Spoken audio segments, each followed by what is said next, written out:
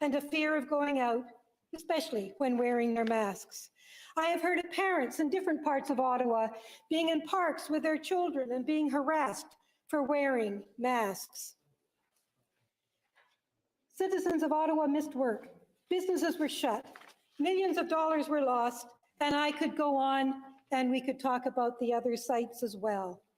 And I'm sure we are all aware of the harassment of our staff, especially those of visual diversities, and as was so aptly noted by Senator Moody, and I would like to say a thank you and a concern for those who work with us. I have heard my colleagues' opinions on the enactment of the Emergency Measures Act, and while I appreciate the concerns of my colleagues, I have concluded that given this unique situation, the Act is necessary at this time. We have all heard the arguments regarding whether the threshold for implementing the Act has been met. I believe that threshold has been met.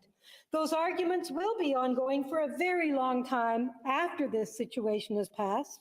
And indeed, we all know there are many such legal arguments playing out as we speak.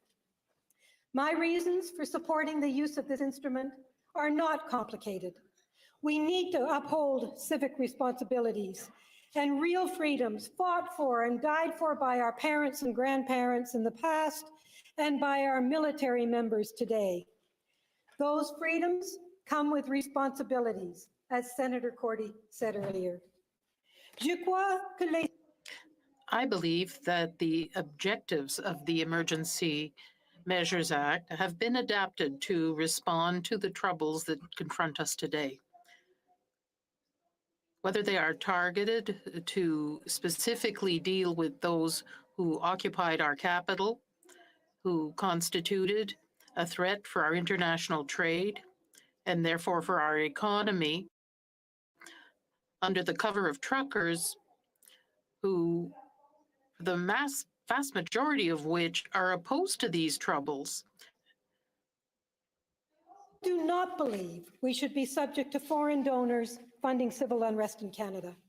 I quite frankly am upset by the number of people who are part of this occupation who have come from beyond our borders, and I am very aware of the many American license plates that were here in Ottawa and are currently in Winnipeg. We are a sovereign nation, and we should expect our government to defend that sovereignty. This, for me, is a basic concept. The measures expire in 30 days. The Act is subject to the Charter of Rights and Freedoms, and Parliament will have the ultimate say in approving implementation and repeal of the Act while monitoring its use. These measures seem a reasonable response to what has become an unreasonable situation for many Canadians. Colleagues, the spreading of disinformation amongst our population regarding public health measures during a pandemic, which has taken the lives of so many, is very concerning. We have all been touched by those who have died or been terribly ill with this virus, and we can't count the number of families who have had their lives changed irrevocably. Not to be vaccinated at this point, despite the scientifically provenness effectiveness of vaccine, is extremely disappointing.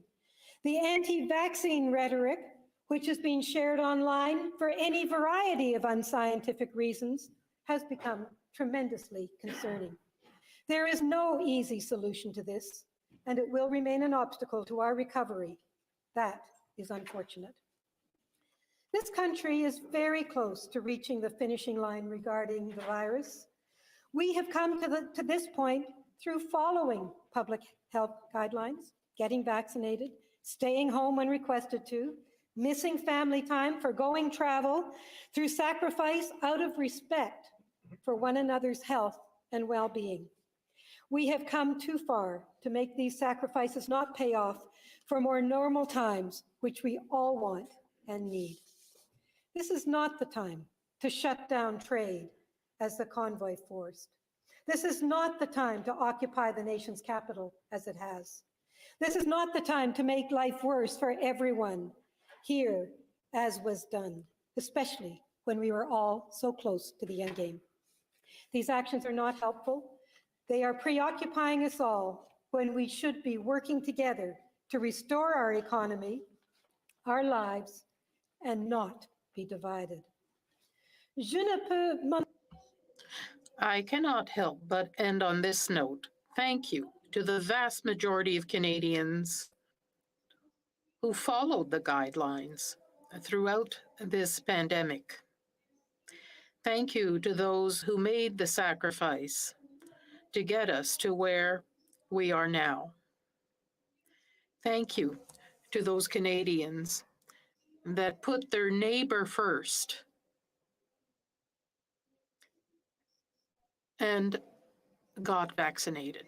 due to all those who went to work, kept our hospitals and health systems going in the most difficult of times, those who kept food on our tables and our children learning, either at school or at home. I really want to thank our frontline workers who cared for us through this ordeal. We are indebted to you. I also want to pay a heartfelt tribute to the police these past days who undertook a complex initiative with care, honesty, transparency, and professionalism. I applaud the many forces from various parts of the country which have joined together to make our capital ours again. While sad that we need this motion, I am supporting it. Thank you.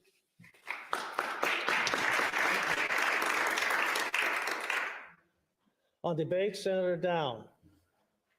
Thank you, Mr. Speaker. Colleagues, as we consider the Emergency Act currently before the Senate, it is clear that the federal government, which invoked the Act, and the Parliament of Canada, which is voting on its passage or rejection, was forced into this position by the inaction of the Ottawa City Council.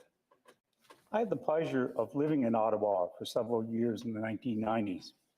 We owned a house here, paid our taxes here, sent our children to school here, and I can tell you, Ottawa is a lovely city, and that is why what was allowed to happen here over the last few weeks is so disappointing. I hope the citizens of Ottawa pay close attention to who they are electing to the City Council this fall, that they elect city councillors who have the ability to learn about the Police Act, who show the ability to grow into the job and responsibility that it entails. I hope they elect individuals who are interested in putting in the work to do the job, rather than those more interested in the personal popularity or their media profile. Our national capital needs a much improved and substantially more competent City Council. We don't want another dysfunctional Ottawa City Council putting our country in this position again. The question, colleagues, before us is as follows. Was there a lack of proper laws resulting in the needs for the Emergency Act? Or was there a lack of enforcement of existing laws? The hands-off treatment of the protesters here in Ottawa motivated others to take similar actions as blockades and protests starting popping up at borders crossings across Canada. After reading the Act, I had a number of questions. First and foremost of which, was the Emergency Act necessary or is it an overreach? The main question and the heart of the matter is the section of the Act that states that to declare an emergency requires a situation that, and let me quote from the Act, cannot be effectively dealt with under any other laws of Canada, end quote. Unfortunately, that question may be impossible to answer, at least for the time being, simply because we don't know what we don't know. What has our security and intelligence agencies discovered about who was behind these very well-organized protests?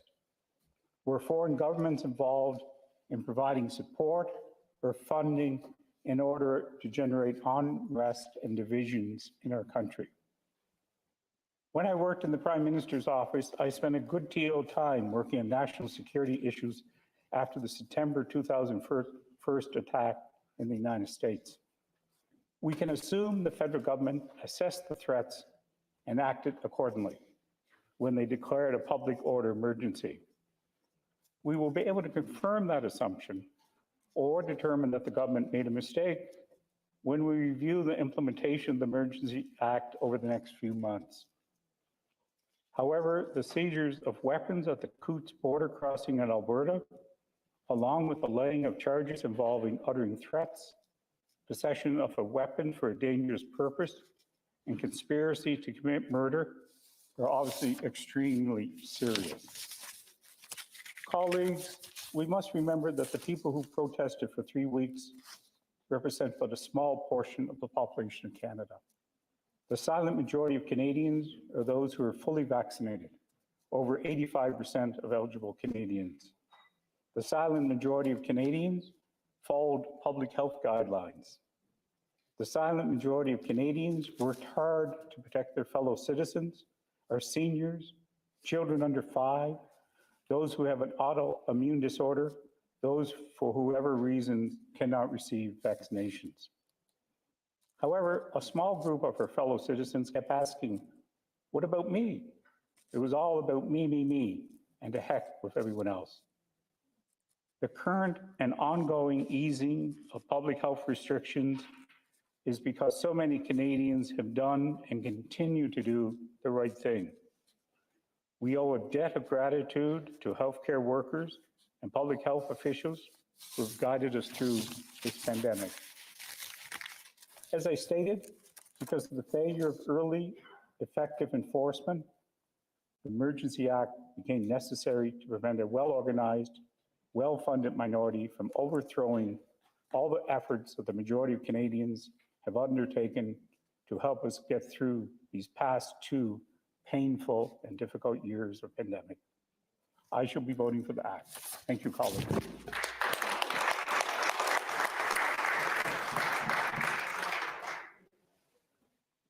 Senator McFedrin, on debate.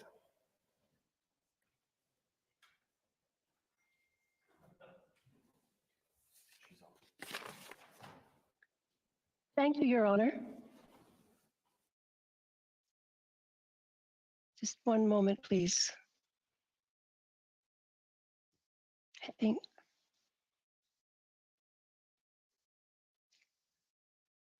Sorry, I realized that my microphone had been turned down. Bonsoir, Tanzi. En tant Good evening. As a senator from Manitoba, I realize that I am on an Indigenous territory, the Métis Knowledge Territory too. surrendered lands of the Anishinaabe and Algonquin First Nations. Je voudrais citer la presse.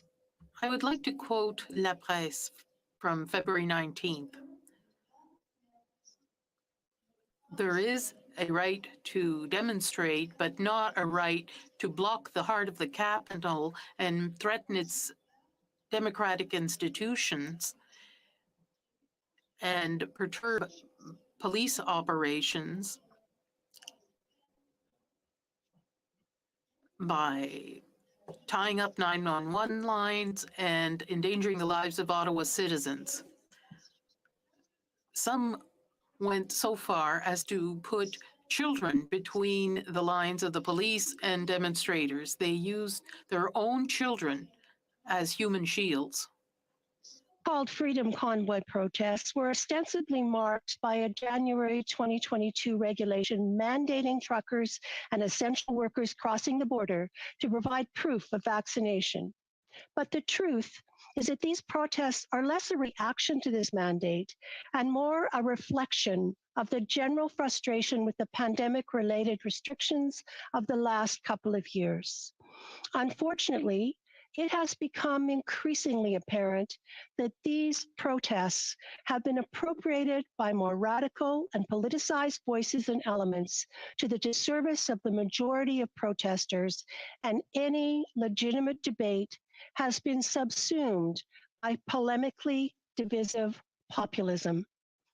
It is telling to note that with 90% of truck drivers vaccinated against COVID-19, according to the Canadian Trucking Alliance, the majority of the industry is sitting out the convoy protest. The Canadian Trucking Alliance and Alliance Trucking Ontario Association has been vocal against the convoy actions and in favor of government intervention. What's more, even if the government were to immediately lift the federal vaccine mandate for truckers, a parallel US vaccine mandate announced last October for foreign truckers would still keep them from crossing the border. So the cross-border vaccine mandate for essential workers is clearly symbolic rather than central to these protests. Something else is happening here. I think we can all understand and empathize with the high frustration and uncertainty that many Canadians feel regarding the pandemic. But let us also remember the many more Canadians who have lost 35,000 plus of their families and friends. Restrictions have been imposed and then lifted in ways across the country by federal and provincial governments, and they haven't always been effectively communicated. A more profound impact on our lives than we could have ever imagined.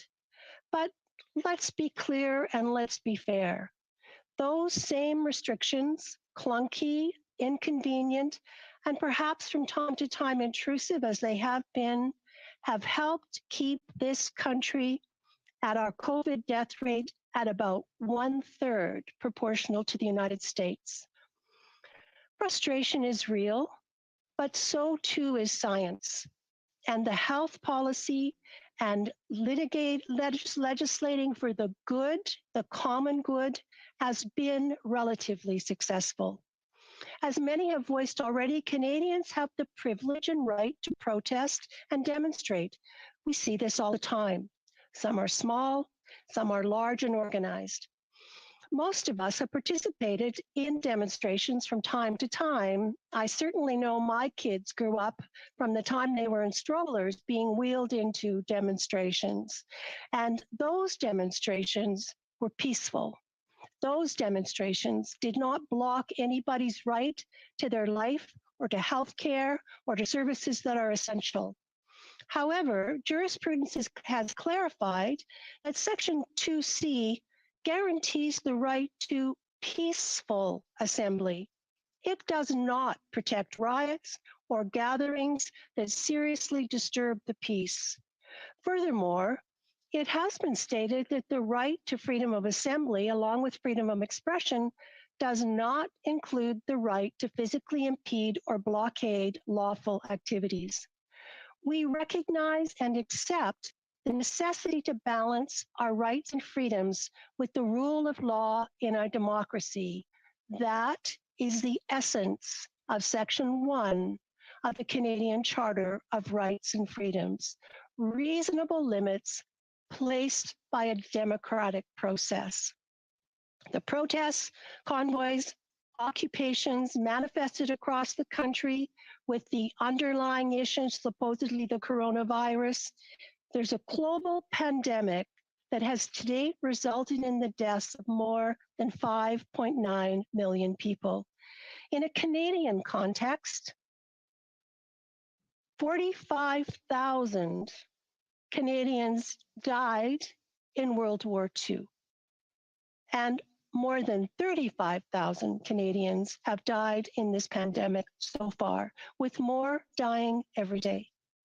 This is an issue of public health and common good. This is an issue of peace, order, and good government, as is set out in our Constitution. Yes, there have been limits placed on Canadians, from the mandatory use of masks to limiting group sizes to limits on mobility and even on business and school closures. But that has been to reduce the spread, not eradicate the virus, because we know that isn't possible. It's been done for the common good. It's been done so that health workers can do their work for people among us who need health care.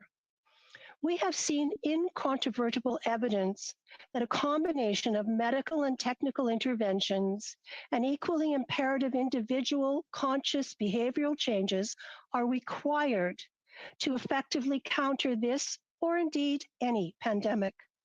The impositions of COVID-related restrictions and health regulations are intended to minimize illness and death in the maximum number of Canadians, and that's exactly what vaccinations have done.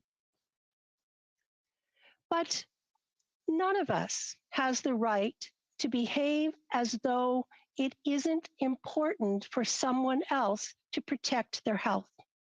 This is a balancing of rights and privileges and a weighing of responsible and proportionate measures to respond to this crisis. And in my opinion, the declaration on February 14th fit within the criteria necessary under the Emergencies Act on February 14th. When Alberta dropped virtually all health restrictions on July 1st, 2021, the cases skyrocketed. Albertans were dying from COVID-19 at more than 3 times the Canadian average. The province was in crisis because the provincial government did not maintain health restrictions that could have kept its citizens safe. This is an issue that is at the core of what we are struggling with here in this debate. Much of the power that has been objected to by many of the protesters actually has little to do with the federal government because of our Constitution, because of the division of powers between provinces and the federal government. This is really an analog to this current debate. Whether the invocation of this Emergencies Act is another form of unreasonable and therefore imposition of limits on our Charter of Freedoms. Yes, in my opinion, it does meet that test for proportionality and reasonableness as set out so clearly in the Oakes test by the Supreme Court of Canada.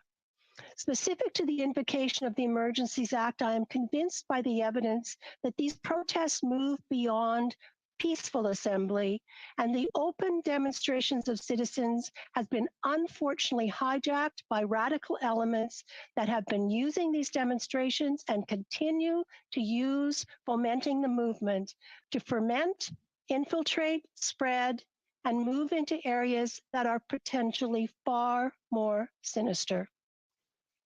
To extrapolate outwards from what we have seen in these past weeks, by which I refer to the border blockades and deliberate crippling of infrastructure, to weapon seizures and conspiracy to commit murder charges in Coutts, Alberta, to the occupation and siege of Ottawa, the documented organizational involvement of active and former military, police, as well as individuals known to have deep connections to extremist groups, publicly proclaiming that they want a racial war, publicly proclaiming that if there isn't this kind of insurrection, then, quote, we will all soon be forced to speak Hebrew, approximate quote. The intelligence assessments prepared by Canada's Integrated Terrorism Assessment Centre, ITAC, are pertinent to this discussion. They warned in late January that it was likely that extremists were involved, and they said that the scale of the protests could yet pose, quote, a trigger point, an opportunity for potential lone actor attackers to conduct a terrorist attack, end of quote.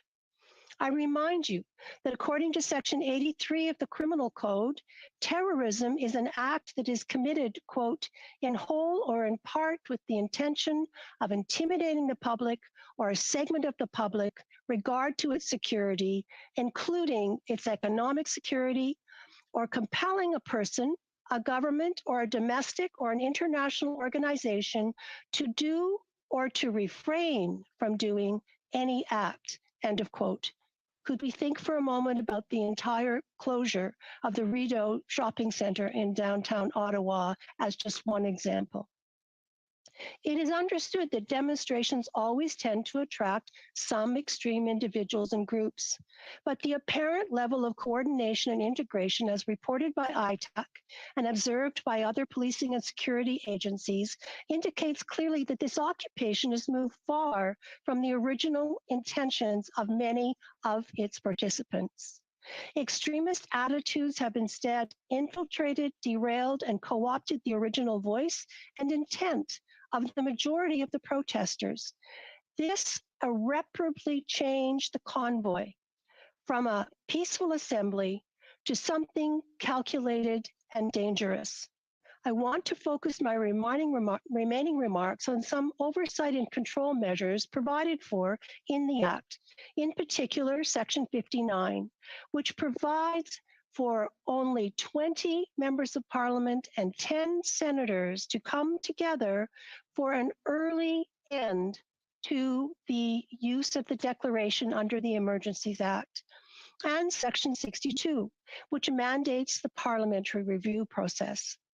On Section 62, I wish to highlight a number of facts that are troubling and which I hope we will ensure that the parliamentary inquiry will study. 1, the present and apparent organizing leadership of active and former Canadian Armed Forces members, as well as active and former police. 2, the presence, positioning, and safety of children within the protest and how this affected policing decisions and actions. 3, the double standard in how the police have responded to the actions of this group compared to a very different use of force and arrests at some Indigenous and climate justice protests, or indeed has been mentioned at the Toronto G20 summit. Lastly, the legitimacy, efficacy, and precision of employing financial seizures as a reasonable alternative to violence or more aggressive coercive police action. Colleagues, many people have commented on the fact that of the rather astonishing degree of peaceful dismantling of this siege. And I think we need to pay close attention to the use of the financial leverage in this way and the likelihood that this contributed to the relatively peaceful process that we saw happen in the last number of days. Thank you, colleagues. Excuse me, Senator McFedrin, are you just about to wind up? I am, sir. Okay. Yes. Go ahead. Sorry. Go ahead. Thank you. Thank you so much. With grave concern about extension of the extraordinary powers, I note that the Emergency Act does not suspend civil liberties or charter rights. It ensures that the Prime Minister and Cabinet are not allowed to dictate without parliamentary oversight. Colleagues, that's why we're here. The Act requires that the declaration must be tabled in Parliament within 7 sitting days of Cabinet issuing its declaration.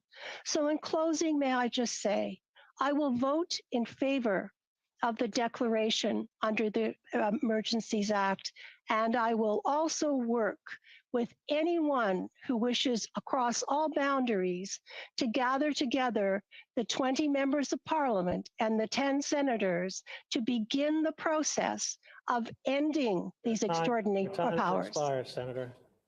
Thank you so much. Senator Batters. Honourable Senators, I rise to speak. Senator Batters.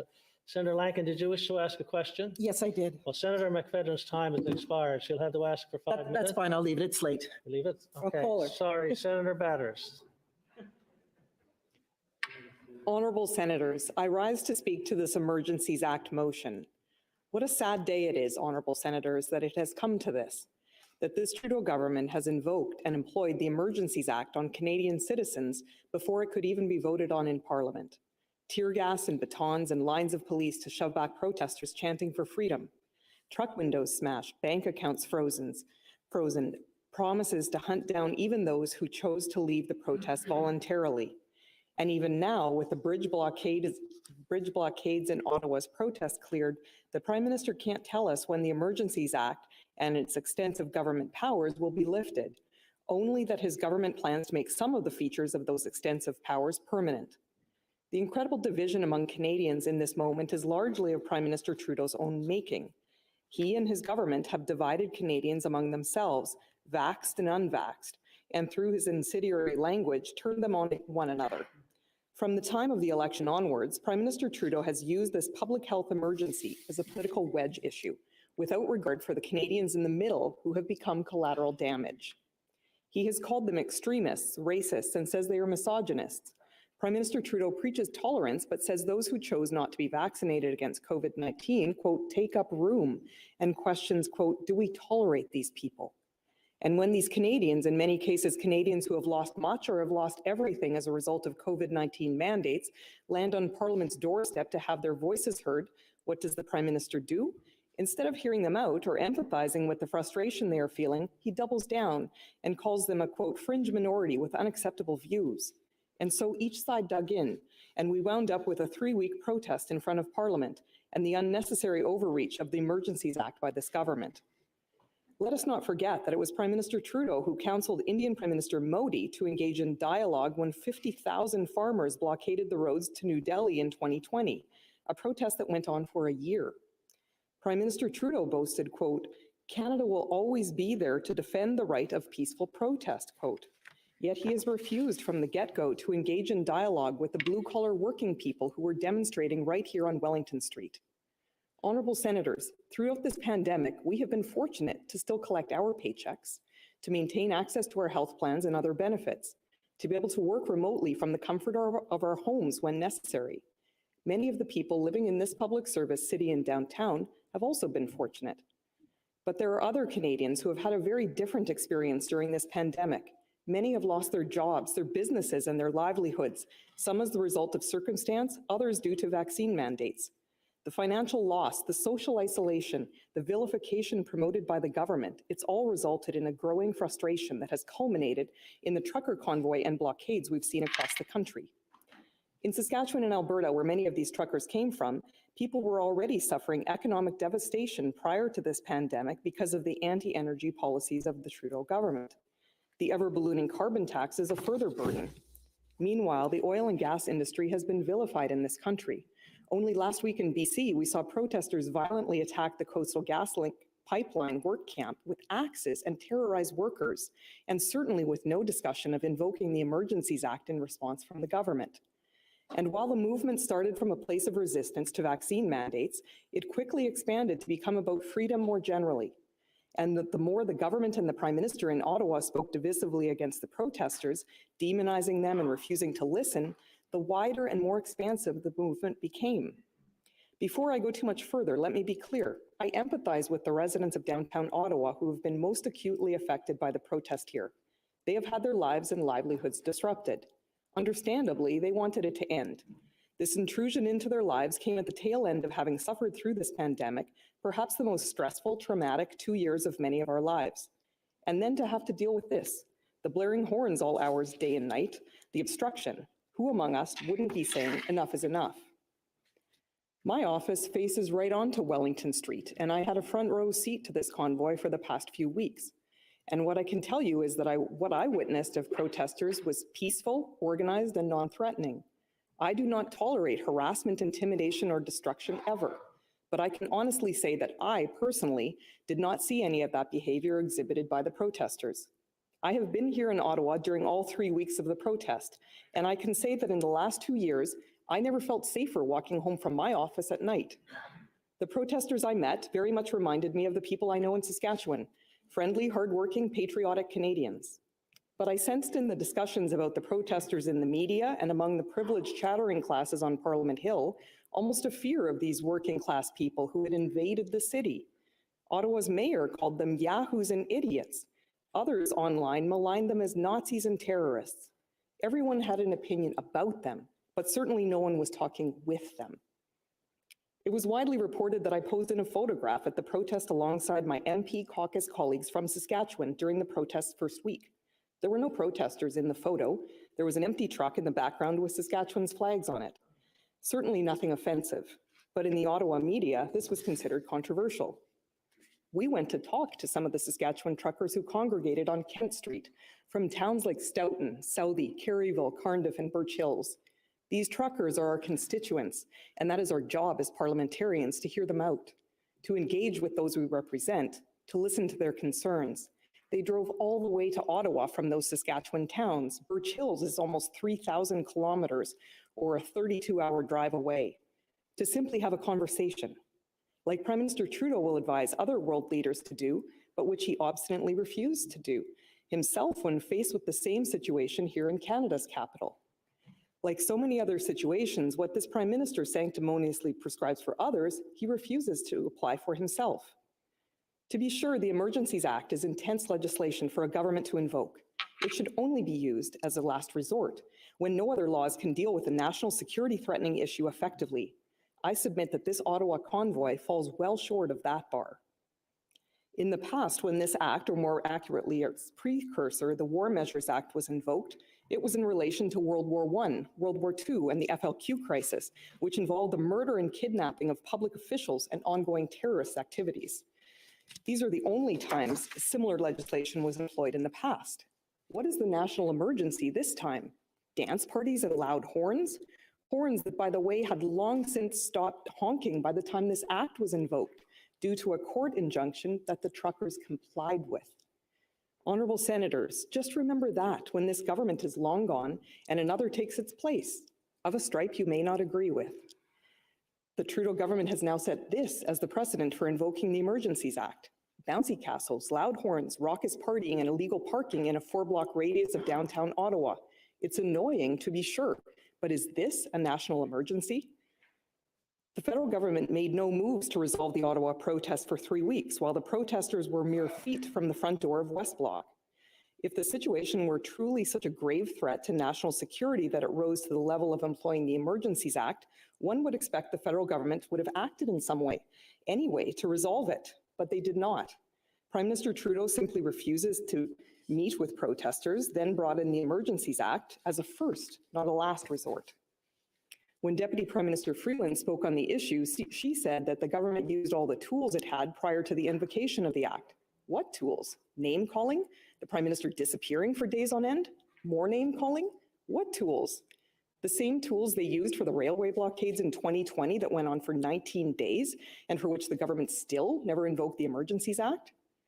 When the Prime Minister announced that he was engaging the Emergencies Act, he told Canadians it would be in a geographically targeted way, applicable only to those within the zones specified. Yet we see in reality the federal government's massive overreach in the proclamation declaring a public order emergency, which states that the public order emergency will apply, quote, throughout Canada. Several of the premiers opposed the use of the Emergencies Act to deal with this situation, including Premier Scott Moe of my home province of Saskatchewan. Many legal experts agree this situation fails to meet the threshold for exercising the Emergencies Act. Among them are constitutional law professor Dwight Newman and the ARL, Advocates for the Rule of Law, Amnesty International, the Canadian Civil Liberties Association, the BC Civil Liberties Association, and even Paul Champ, the lawyer for those who successfully sought the court injunction against the horn honking of the Ottawa protest. They all agree this situation didn't require the Emergencies Act. Last week, the Canadian Civil Liberties Association announced that it is taking the Government of Canada to court over the invocation of this act. The CCLA's executive director, Noah Mendelsohn-Aviv, called the use of the Emergencies Act in this situation unprecedented and a serious infringement of the charter rights of Canadians. She stated that by invoking the Emergencies Act, the government would be giving itself, quote, enormous powers to bypass the ordinary accountable democratic process, quote. Mendelsohn went on to call peaceful assembly, which by any measure this protest has been, quote, a critical democratic tool. The BC CLA organization has further pointed out that the Emergencies Act should not be a stopgap measure to address the inaction of municipal police forces and provincial authorities. To be clear, they stated governments have ample legal authorities without using the Emergencies Act. Even Paul Champ, who I indicated was the Ottawa lawyer who went to court to put a halt to the incessant honking of horns by the truckers, agrees that the use of the Emergencies Act in this situation was government overreach, quote. Although I am acutely aware of the trauma experienced by Ottawa residents, I fully agree that the Emergencies Act is a dangerous tool that was not required, quote. Many legal experts shared a concern that by invoking the Emergencies Act for the Ottawa protest, the Trudeau government is normalizing the extraordinary law's usage. The BCCLA warns that the invocation of the Act in this instance sets a dangerous precedent if our elected officials become comfortable with using excessive powers to target dissent in Canada. It becomes easier to use again, they argue, to stifle other movements such as Black Lives Matter or Indigenous land or water defenders. The advocates for the rule of law, or ARL, agree that this situation sets a dangerous precedent, quote, normalizing declaration of emergencies, especially before other less intrusive but still significant measures have been attempted, threatens to render hollow the rights and freedoms guaranteed to all Canadians. It risks a gradual erosion of Parliament's role in favor of executive power, and it amounts to a damning admission of a failure of state capacity, quote. But there is some evidence that normalizing emergencies may be the Trudeau government's intention. Deputy Prime Minister Freeland has recently spoke of making some tools in the Act permanent. We should all be worried about that, honourable senators. For all its raucousness and disruption of traffic in downtown Ottawa, can anyone seriously believe this protest was a threat to Canada's national security? Some will say it spawned blockades at the Ambassador Bridge, disrupting one of our main trade routes with the United States. But that blockade, and similarly the one in Alberta, were dispersed peacefully and non-violently, and most importantly, without recourse to the Emergencies Act. Meanwhile, both houses of Parliament were able to meet for weeks, mere steps away from the protesters.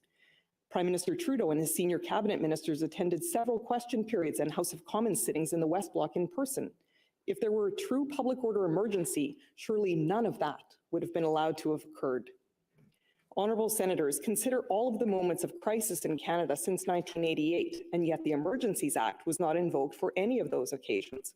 Not for the standoff at Oka, not for 9/11 in which 25 Canadians were killed, not even during the October 2014 Parliament Hill shooting. And I remember that well because I was locked in a caucus room for 10 hours with my colleagues throughout. None of those situations required the use of the Emergencies Act. I fear that with this invocation, we are embarking on a slippery slope away from what Canada is famous for, its unwavering adherence to the principles of freedom and justice. These principles are why immigrants from around the world long to come to Canada. That is the reason so many of our ancestors came here, to escape tyranny. That is why my grandparents came to Canada from Ukraine 100 years ago. This country, this parliamentary system, this Westminster system, was founded out of the rejection of tyranny. The fathers of the Confederation feared not just the tyranny of the monarch, but the tyranny of the majority. And we in the Senate are a key part of that system, to stand up for the minority, to be their voice. It has not been lost on me, nor should it be on any of you, that this building, now the Senate of Canada building, where I deliver this speech today, is the very building where our Charter of Rights and Freedoms was negotiated. Think of that history, honourable senators, when you consider whether to allow this federal government to trample all over that charter. People on both sides of the political spectrum have expressed the view that the Trudeau government's invocation of the Emergencies Act in this situation is considerable government overreach. And at this time, I am reminded of the words of William F. Buckley Jr., quote, "The best defense against usurpatory government is an assertive citizenry," quote.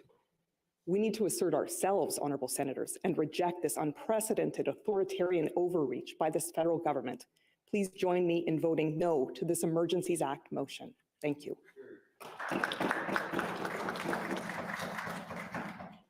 On debate, Senator Beam. Thank you, Your Honor. Colleagues, I rise to speak in favor of the motion before us today. It is my view that our country is dealing with a public order emergency that unfortunately requires the use of extraordinary and temporary measures. What Ottawa and indeed Canada has been through the past month is unprecedented in our history. The combination of border blockades, the illegal occupation of the city, let alone our capital, the harassment and threats of violence against residents and journalists, and the damage to businesses and our economic security, to say nothing of the explicit end goal of some of toppling our duly elected government, is not normal. Protests and even riots are not abnormal in Canada, quite the opposite. There were riots during the conscription crises in both world wars, the Winnipeg General Strike of 1919, the On to Ottawa Trek of 1935, and the subsequent Regina riot. Montreal even saw riots in 1885 over, you guessed it, vaccines, smallpox at the time. And of course, there was the October crisis of 1970 and Oka 20 years later. More recently, there have been protests and blockades which have sometimes turned violent against pipelines and other projects. Some have been associated with major world events that Canada was hosting, I dealt with examples of this in my previous career, beginning with the Summit of the Americas in Quebec City in April 2001. Protest is a fundamental element of any functional democracy, Canada included. It is a right we all hold dear and one that must be protected. Here's the problem, though. What happened in Ottawa was no mere protest. It was an occupation, and it certainly was not peaceful. I realize this is where opinion becomes sharply divided, but the absence of outright physical violence is not peace. Particularly over the weekend during law enforcement operations in downtown Ottawa, we heard and read striking terms including front line, occupied territory, gaining, and losing ground. This is usually reserved for dispatches from war zones. It is not how actions to disperse legitimately peaceful protests are described. This leads me to the predecessor of the Emergencies Act, the War Measures Act, used in October 1970. Then, as now, parliamentarians decried the perceived government overreach. This is much the same situation the current government faced in making what was no doubt a very difficult decision. However, a major difference today is that, unlike in 1970, the federal government does not have unlimited powers to restore order, and the Canadian military has not been deployed to city streets, something that shocked all Canadians, especially residents of Quebec, over 51 years ago. As we all know, the War Measures Act was later repealed and in 1988 was replaced by the current Emergencies Act by the government of Brian Mulroney at the time. I wish to justify my support for this motion by addressing three areas: the applicability of the Act, my personal understanding of freedom, and my views as an Ottawa resident. First, I accept that the threshold for invocation of the Act has been met. If what we are dealing with is not a public order emergency, I do not know what it is. The blockades at international bridges cause tremendous and perhaps long-lasting damage, not only to our economy in pure numbers, but also to Canada's reputation as a safe, engaged trading partner and investment destination. Jobs are at stake. What the blockades in Windsor, Ontario, Coutts, Alberta, Emerson, Manitoba, and South Surrey, BC had in common on the surface was an opposition to vaccine mandates, ostensibly for truckers, that very small percentage that believe vaccine mandates impinge on their freedom. The same goes for Ottawa. What the blockades and the occupation of Ottawa demonstrate is that the sentiments expressed suggest a national problem, not one confined to a specific region or city. The blockades and occupation of Ottawa, however, are not just about vaccine mandates, if that was ever really the point. Groups with deeper grievances, ranging from dissatisfaction with governments generally, particularly at the federal level, an unwillingness to accept the results of the last federal election, a general frustration with how 2 years of pandemic and health control measures have impacted their lives, and quite frankly, a wish to raise a little hell. Mis- and even disinformation, particularly on social media, has added fuel to the fire, and some of it has been spread by malign actors. This is to say nothing of crowdfunding, much of it foreign, a phenomenon we have not before seen in Canada at this level. Further, some protesters were prepared to engage in violence. This was particularly clear in Coutts, where RCMP uncovered a disturbing plot to kill officers, along with a cache of weapons. As I have said, protest is normal in this country, and it is an important part of a healthy democracy. What is not normal is the blocking of critical infrastructure and holding a city and its residents hostage for several weeks. Based on their analysis, the Ottawa Police Service and the Ontario Provincial Police concluded they could not bring the occupation to a safe and effective end with their own resources and under their municipal and provincial mandates. The immediate situation in Ottawa was largely resolved, according to our police forces, due to the invocation of the Act because it allows for greater police cooperation across the country without swearing-in procedures and the time-consuming establishment of other protocols. For me, the sobering thought is that such blockades, occupations, and demonstrations could recur at any time. Just because the streets of downtown Ottawa are now largely clear of demonstrators and trucks does not mean the danger is over. The use of the Emergencies Act, while I support it in this instance, is a Band-Aid. It's not a cure. We must remember that, colleagues. This legislation was designed with full deference to the Charter of Rights and Freedoms as a last resort to deal with different types of emergencies. I will not delve into the detail that others have already offered, except to say that there are serious checks and balances. They are meant to ensure that the government is held accountable by Parliament and the public and cannot maintain the declaration of emergency indefinitely, nor for its own purposes. I would further point out that it would be quite challenging for a minority government to veer into authoritarianism, despite what we have heard from so many critics. Colleagues, like all of you, I heard and read what demonstrators in Ottawa had to say. They said they wanted freedom, or they wanted it back, or that they were fighting for bodily autonomy. Their list of complaints was long, and many of their slogans were American imports. For example, "Don't tread on me," "Live free or die." Others would not exactly fall under parliamentary language as we know it. Even some of the flags were imported from other places and other times. It is upsetting to have to say that Confederate and Nazi flags have no place in Canada. In my view, neither do upside down Canadian flags at our cenotaph, which is what I saw out of my office window. Demonstrators made their points. They complained very loudly and were heard. It was impossible not to hear them. These people, despite their assertions that they have unified the country as never before, are not the majority they claim to be. Over 80% of Canadians have complied with mandates, have been vaccinated, have learned about QR codes, knowing they were doing this for their health and safety and for the common good of all citizens. Surely, in this great country, we have learned throughout our history that our social contract means we sometimes must make sacrifices to safeguard our society and protect each other. This is why we have laws and public health measures and why we pay taxes. The social contract we all sign on to by virtue of citizenship and residence in Canada is not rendered void because some people do not like it. That is also why we have the Charter of Rights and Freedoms, an important document that more Canadians should read. I must point out here, too, that it is the Charter by which we abide in Canada, not the United States Constitution. Colleagues, Canada has come through this latest pandemic with one of the highest vaccination rates in the world and one of the lowest COVID-related death rates. Why? Because Canadians and our federal, provincial, and municipal governments all work together. Yes, there were some coordination issues, especially in the first dark days, but they were largely overcome. And those who did not and still do not wish to be vaccinated made their choice.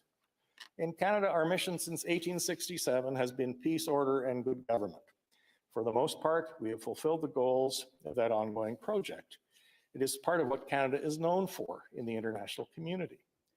In my previous career, it was part of my job in the service of both conservative and liberal governments to promote and defend human rights and freedom in various parts of the world. I have many stories. I'll give you one short one. While a junior diplomat stationed in Central America, I recall arriving late one evening at the airport in El Salvador while that country was engaged in civil war.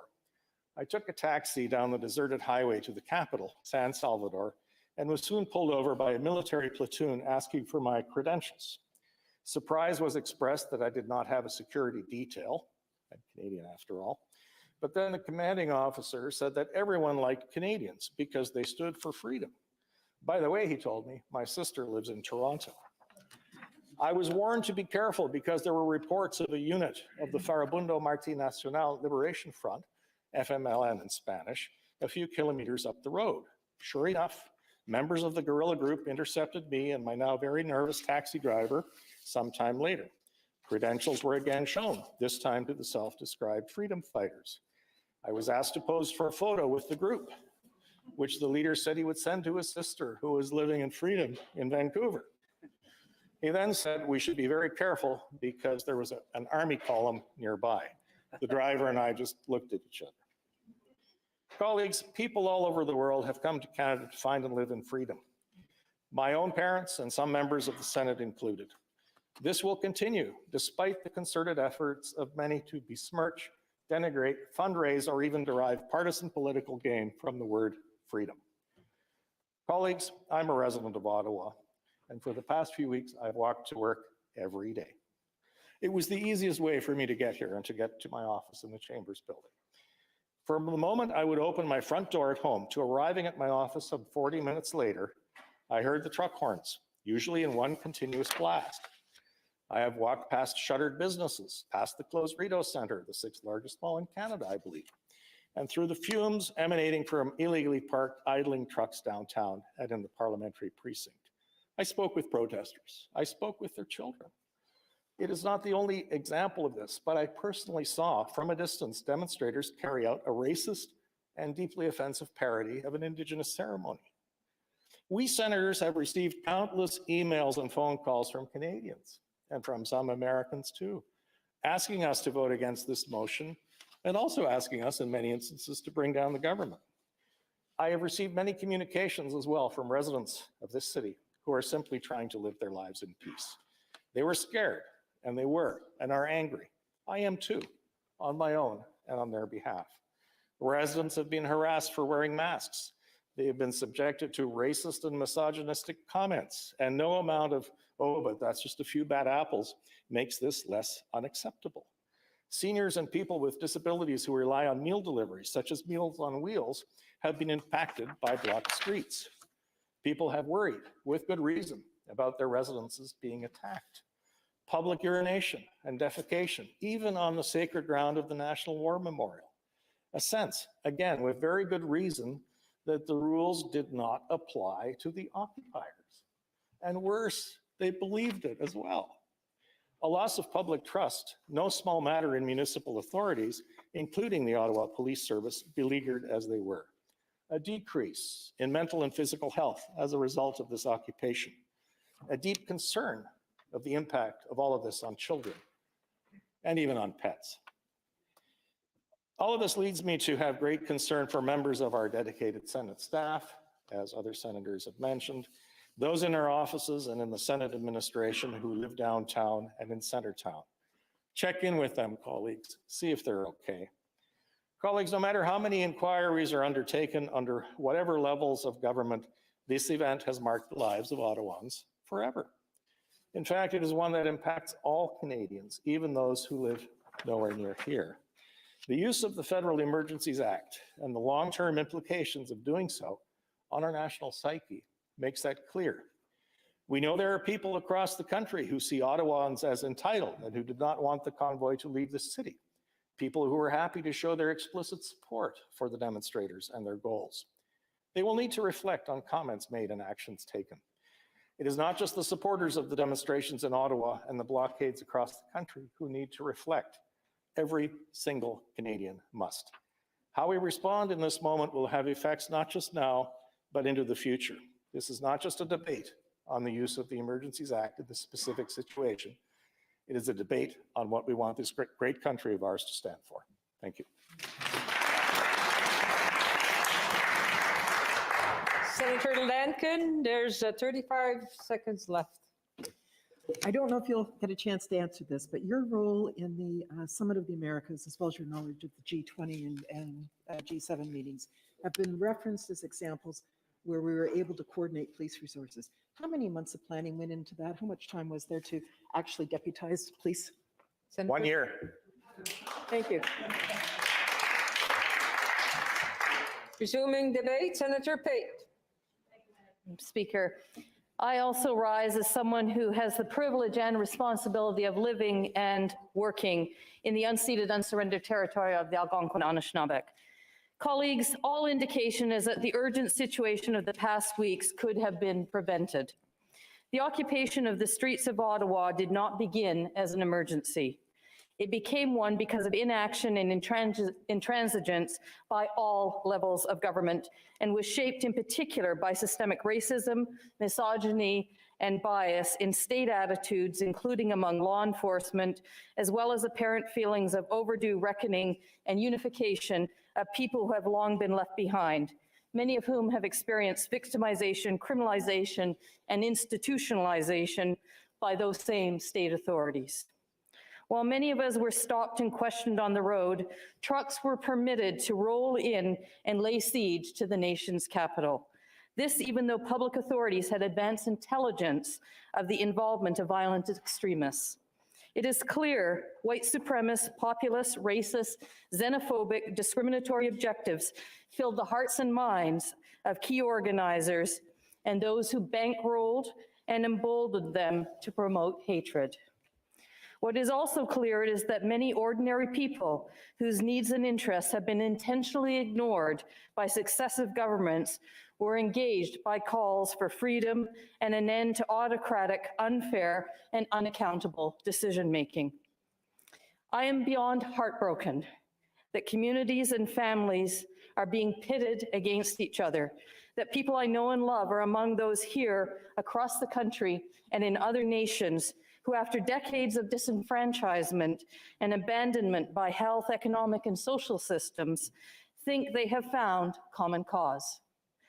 These emergency measures may end the blockades and occupations, but they will not redress the inequalities, disenfranchisement, and divisions that these actions reinforced and exacerbated.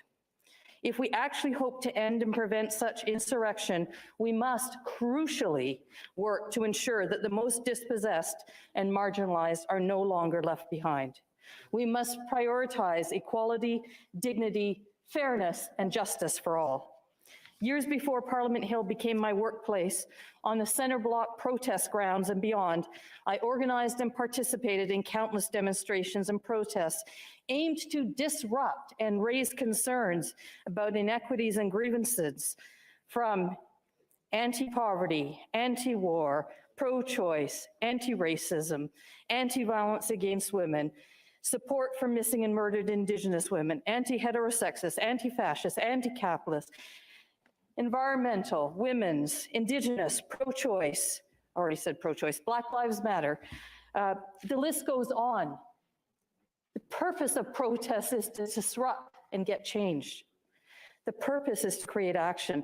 Unlike this occupation, prior to the wielding of the legal sledgehammer of the Emergencies Act, the full force of the law was often swiftly employed to subdue, suppress, and squash lawful and peaceful protest.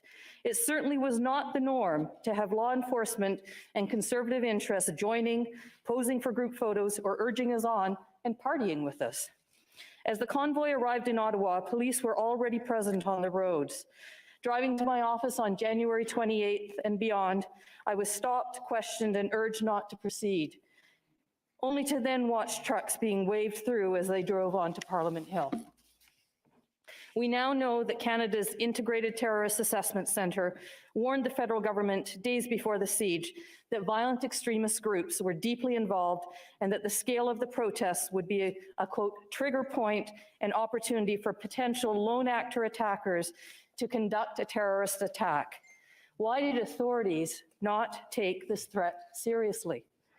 Homeless people trying to survive in encampments, Indigenous people protecting their lands and waters, Black Lives Matter protesters, women, environmentalists, striking workers, and countless others have too often faced state use of force and even brutality and violence when exercising their rights to peaceful assembly. I cannot imagine any of these groups being permitted by law enforcement to drive multiple vehicles, much less 18-wheelers, onto Parliament Hill. By contrast, those occupying Ottawa were granted incredible leeway to move flammable liquids and heavy vehicles through heavily populated areas and to harass, bully, and threaten people, including frontline workers, health and retail workers, service providers, residents, and homeless folks. Police claim that they have received few official complaints. This after advising Ottawa residents seeking assistance that they could not intervene, that people should shelter at home, remove their masks when challenged by occupiers, or consider temporarily leaving their homes in the downtown area. Counter-protesters who confronted trucks reported being approached by police to negotiate safe passage of the convoy, including being asked, if you don't move, how does this end? All of this reflects the racism, misogyny, and bias long identified in policing, corrections, and the military, and in some respects, the government, whereby some are privileged with protection and others are at best abandoned and at worst allowed to be brutalized. In a context where every state authority is being investigated for failure to address class, race, and gender bias, the reluctance of individuals to report such actions is not only understandable, but should be expected. Honorable colleagues, how comfortable would you be pushing authorities, some of whom you are seeing posing for selfies and otherwise endorsing the individuals you fear? How do you know which officers are the ones who will act professionally and fairly versus those who may not? The sense that police have stood by, condoned, or even supported the occupation is unfortunately reinforced by the presence of former police, military, and national security personnel amongst the organizers, funders, and occupation participants.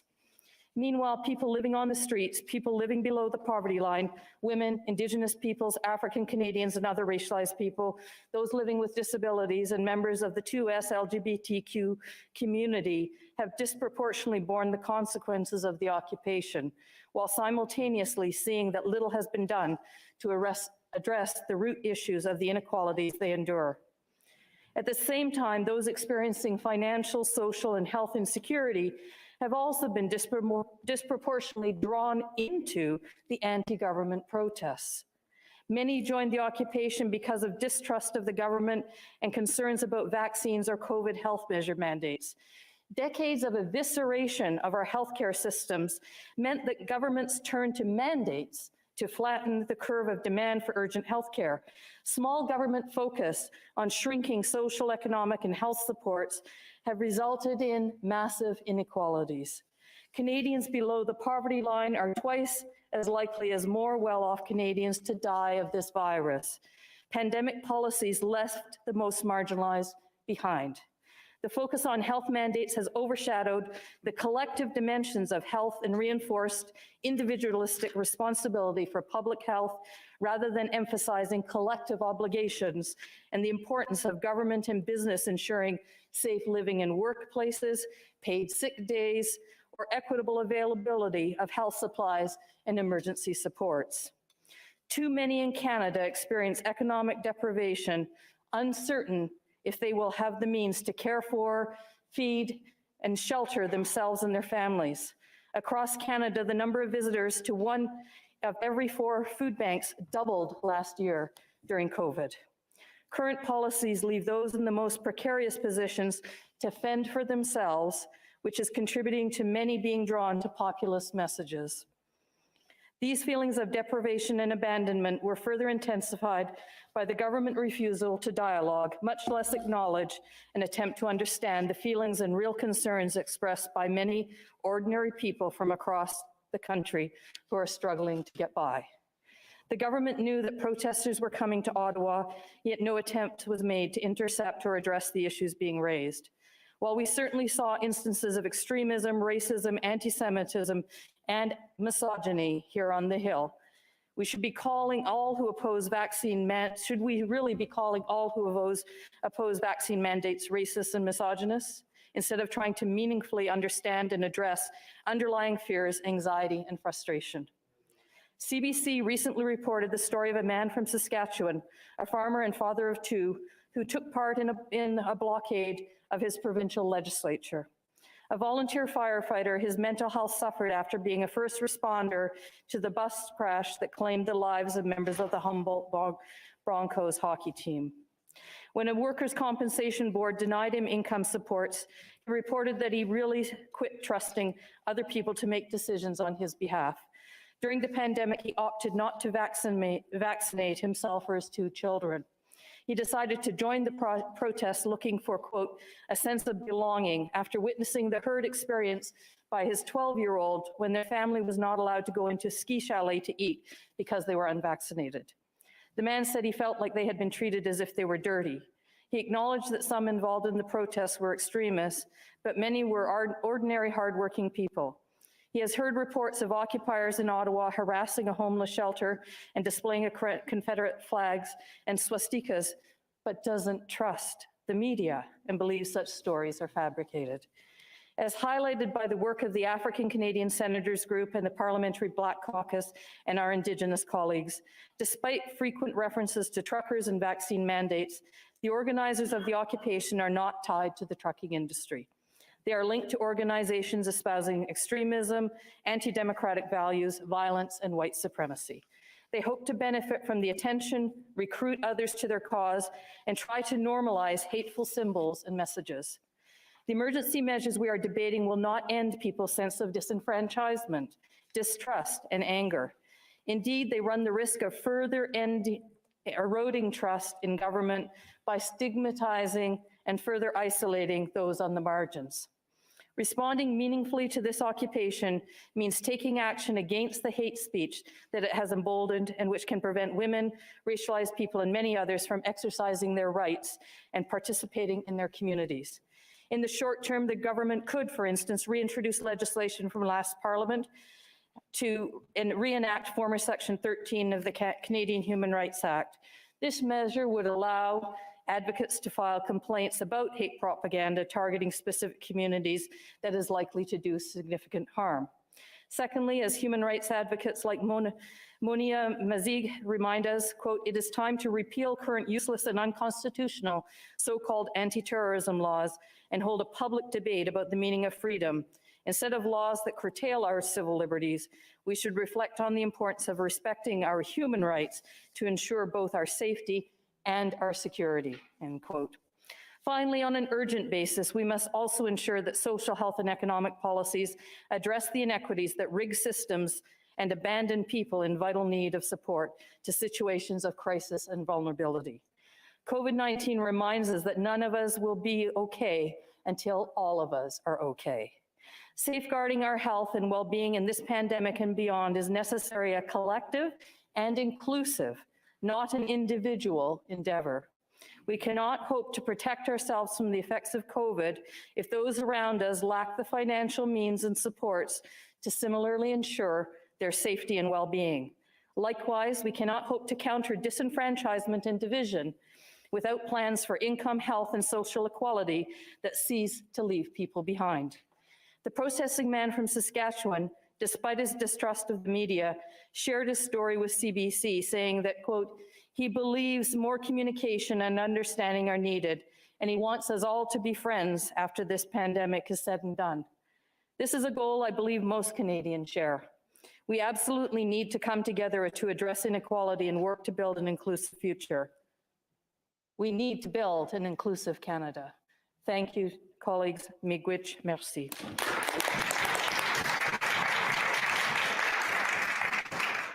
Senator Carter?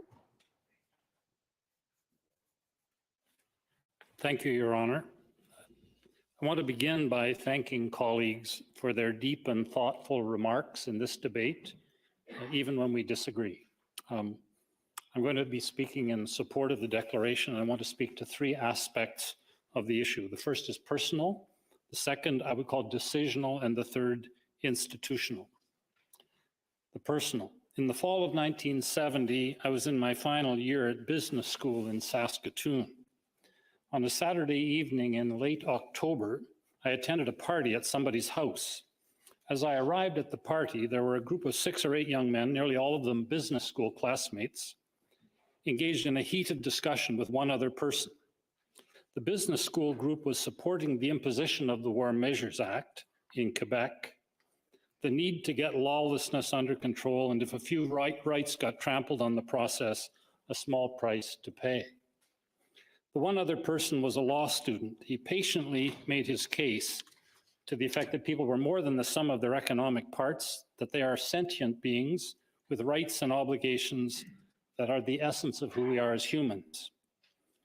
I stood at the edge of this debate and listened. To be honest, I hadn't thought much about these issues and human values. It was, for me, a life-changing moment.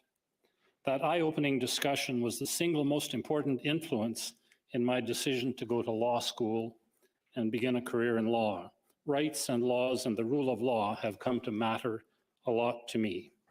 In a remarkable way, that moment and the influence of that law student, Henry Kloppenberg, now a brilliant, principled, courageous, and somewhat eccentric Saskatoon lawyer, set me on a career path that brings me to this moment and probably the most important decision today that I will make in my professional life. Now to what I will call the decisional. I won't speak about Charter of Rights issues, but I would associate myself with the remarks of others, including Senator McFedrin, on this point. On the decisional, I think it is important to remove from consideration in our discussion and decision the argument that if something had been done earlier and better, we wouldn't be in this fix. And therefore, we are entitled to withhold approbation of the emergency declaration. I agree that various actions by various actors could have been averted and moderated this crisis, but that is not the test today. It is, having gotten to where we are, is this declaration a reasonable course to be taken? Here's another way of looking at it. Many have written that wiser decisions taken in 1919 or 1935 or early in 1939 might have averted World War II. Well, tragically, they weren't. But can you imagine if we were exercising this emergency power in 1939, we would have said that because somebody else did a lousy job averting war earlier, we would not join the war effort in 1939? To ask the question is to answer it. On the question of a threshold for deciding, I've read widely the case of those who assert the threshold has not been met and the case of those, including the cabinet, who assert that it has. I have some background on these questions, but to be better informed, I retained a distinguished constitutional law expert, Professor Wayne McKay, to advise me. He's a professor emeritus at Schulich School of Law at Dalhousie in Halifax. In so doing, he identified 12 features of concern that take us into the realm of national emergency. Virtually every single one of them has been mentioned in the debate today. Nearly all of these are related to unlawful conduct. Some of this conduct could unquestionably have been addressed using existing powers, but much of it, particularly in Ottawa, could not have been achieved, certainly not without much more serious adverse consequences than actually occurred, and that's important. I want to focus primarily on the situation in the nation's capital. I'm deeply troubled by this. We have seen protests in Ottawa before. They have been, for me, a sign of the health of our democracy. We have to get back to that state as soon as we possibly can. And I'm fine with people coming to Ottawa to protest in favor of courses of action that are unrealistic or legally impossible. Say the removal of the Prime Minister by the Governor General and the Senate. But I've never seen protests of the like that we've seen over the last month, where protesters transitioned their protests into an occupation of the center of our nation's capital and sought to leverage this illegal occupation to advance their various grievances, but also within some corners of that protest, some dark corners, to actually leverage the removal of the government by other than legal and constitutional means. And exactly where was this illegal occupation occurring? Within meters of the beating heart of our national democracy and within meters of the office of the Prime Minister of our country. Equally compelling for me in this argument is what happened when the emergency authorities were exercised. One was the designation of the area around Parliament as essentially a no-go zone. Given where things had evolved to by earlier last week, gaining control of this part of Ottawa as effectively and with as little conflict as possible could only have occurred through the special powers conveyed by the regulations. Two was the pressure put on the physical assets of protesters that coerced many to withdraw from the no-go zone, either with or without their trucks and other property. Third, the use of the special authority to block a number of protesters' access to funds which would otherwise have prolonged the occupation. Lastly, I do not discount the benefit of expediting police actions, particularly in their rapid development of strategies that were exceptionally effective, professional, and respectful of the rights of even the most difficult citizens, as Senator Plett and others have observed. I've been involved in police oversight for nearly a decade. I have never seen such disciplined policing and effective policing in my life. I would add that there's lots of blame to go around in this crisis, and public confidence is rightly shaken, but one upside is that the public confidence and pride in our law enforcement brothers and sisters has been greatly enhanced in this country. I note that the police and police leaders who we have rightly praised in this chambers have virtually universally stated that the authorities conferred by the declaration were necessary to resolve the crisis.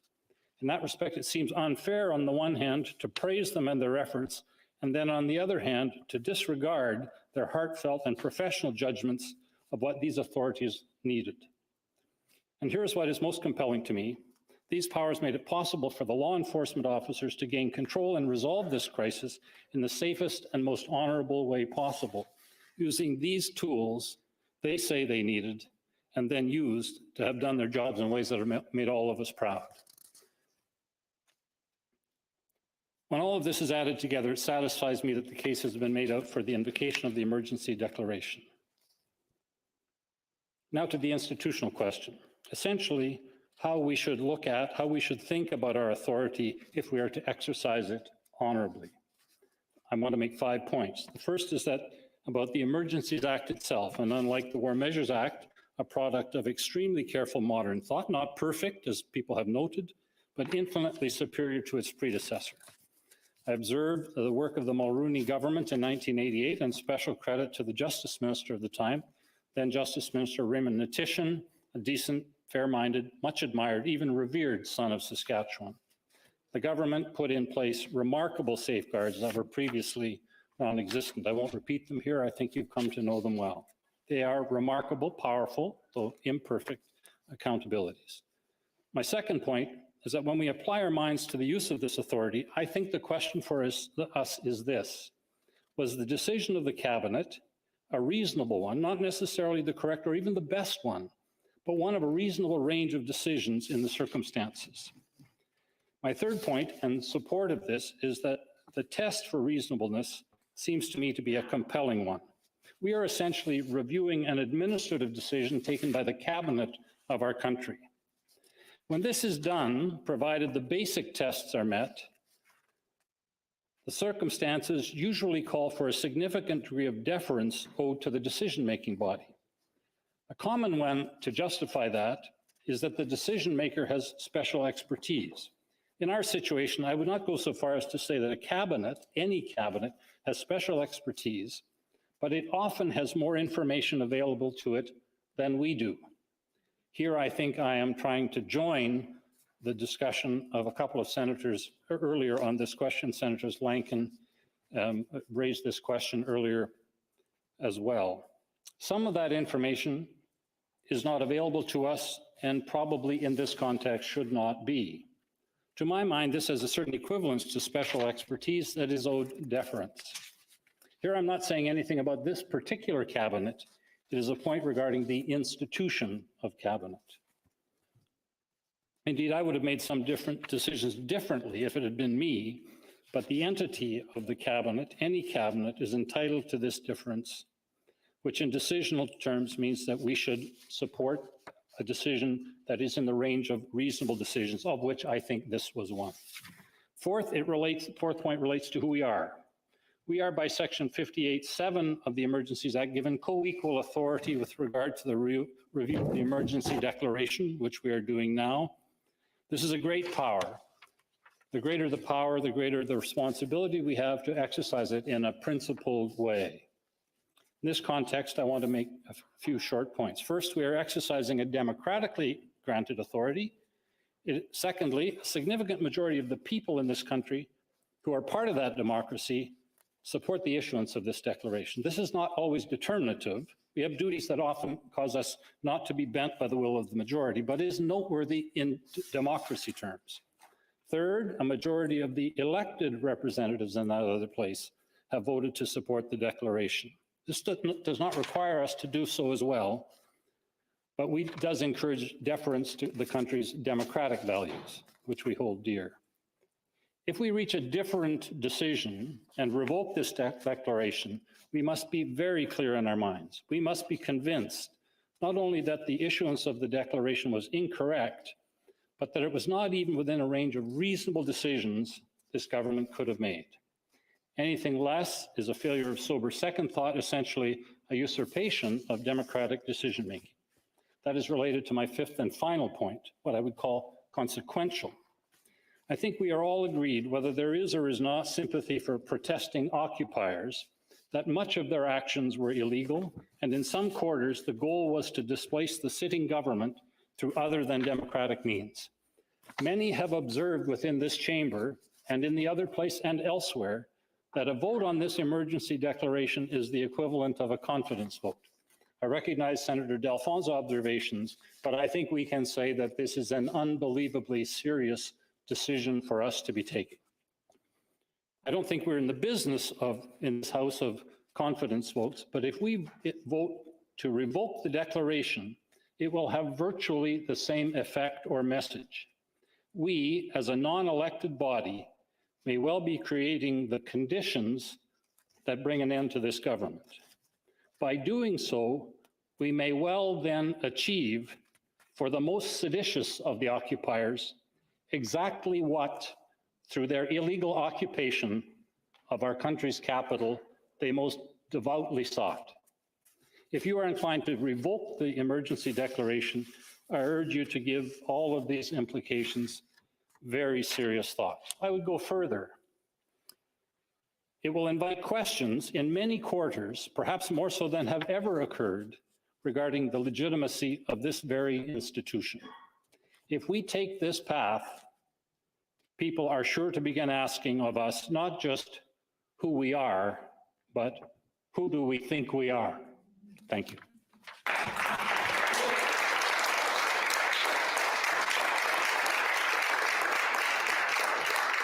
On debate, Senator Simon.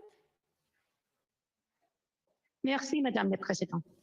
Thank you, Madam Speaker. Last week, RCMP arrested 13 blockaders who had helped to paralyze the Coots border crossing, the main point of entry from the United States to my province of Alberta. Those blockades were devastating for ordinary citizens held captive for days, unable to get to the hospital or to the grocery store, for local farming and ranching communities who depend on that border crossing every single day, for the real professional truck drivers, many of them Sikh Canadians, effectively held hostage at the border by those who claimed to speak for them. Those blockades cost the Alberta economy an estimated $864 million. The situation was so dire that by February 5th, Alberta actually sent an urgent request for assistance to the federal government, saying police had exhausted all options and needed emergency federal assistance to, quote, mitigate risks of potential conflict. And those risks were real enough.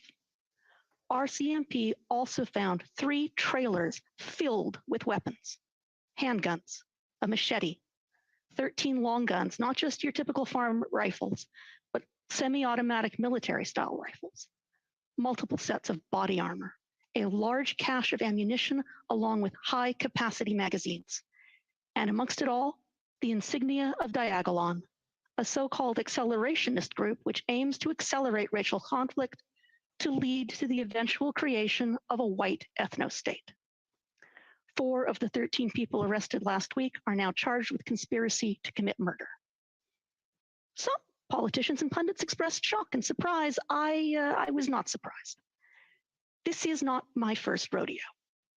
I cut my teeth as a journalist covering white supremacists in the late 1980s, back when Terry Long and the Aryan Nation were burning crosses in Provost, when the Ku Klux Klan tried to blow up the Jewish Community Center in Calgary. Much more recently, I covered the death of Daniel Woodall, a brave officer with the Edmonton Police Hate Crime Unit, murdered by an anti-Semitic hate monger linked to the Freeman on the Land movement. But last week's arrests shouldn't have shocked anyone, at least not anyone who'd been paying attention. Far-right hate groups have been on the rise in Canada since 2016, first turbocharged by imported American right-wing rhetoric, incited further by the delusional paranoia of the QAnon conspiracy. In Canada, these groups fed on xenophobia in general and Islamophobia in particular. Now, once upon a time, small groups of angry malcontents might have blown off steam with a few buddies in the bar. Today, the angry and the alienated are radicalized online via social media platforms, Twitter, Facebook, YouTube, 4chan, Telegram, where people can connect and form virtual communities when they can marinate in a lethal cocktail of disinformation, bravado, and paranoia, where they can cross-pollinate their various obsessions and hobby horses and weave together their conspiracy narratives of choice. Media platforms as diverse as Fox News, InfoWars, Breitbart, The Rebel, and RT allow people to inhabit a parallel world, not just a world of alternate facts, but of alternate realities. And in this shadow world, Lone wolves find their packs. For the last 5 or 6 years, brave journalists, including Mac Lamoureux, Justin Ling, Carolyn Orr, and Evan Belgord, have been reporting on extremist groups such as the Proud Boys, the Sons of Odin, the 3%, the Freemen on the Land, the Yellow Vesters, and Diagolon. Watchdogs like the Canadian Anti-Hate Network and the Institute for Strategic Dialogue have tracked their activities. But not everyone has paid attention. The evidence of the last 3 weeks suggests Canadian policing and intelligence services may also have underestimated the risks of domestic terrorism and the likelihood, the probability of foreign interference. Well before COVID-19 arrived in Canada, far-right actors were actively preying on people's frustrations and fears. In 2019, the United We Roll Yellow Vester Convoy, organized by many of the self-same people who organized this one, took over the streets of Ottawa, mixing pro-pipeline slogans with an ugly blend of anti-Semitism, anti-Muslim rhetoric, and propaganda attacks on Indigenous Canadians. It was not a good faith demonstration in support of Alberta's vital oil and gas sector. It was a traveling hate circus. And United We Roll was just a dress rehearsal for what we've seen in Ottawa and across the country these last few weeks. This event was not infiltrated or appropriated by racists, it was organized by them. Those bouncy castles and barbecues and hot tubs, those were stunts designed to distract, delude, and troll us. This was not a street party nor a festival. It was not Canada Day. People with waving Confederate flags, symbols of slavery and racist oppression, all the while mouthing slogans about freedom. People screaming about free speech while they attacked journalists in the street over and over again. Anti-Semites with the grotesque audacity to desecrate our Canadian flag with swastikas and to then pin yellow stars to their chests and equate the inconvenience of wearing a mask with the horrors of the Holocaust. Homophobes and transphobes waving nasty signs, vandalizing in the most grotesque ways homes that dared to display pride flags. Thugs and drunks stealing food from the homeless, attacking and harassing women and people of color on the street.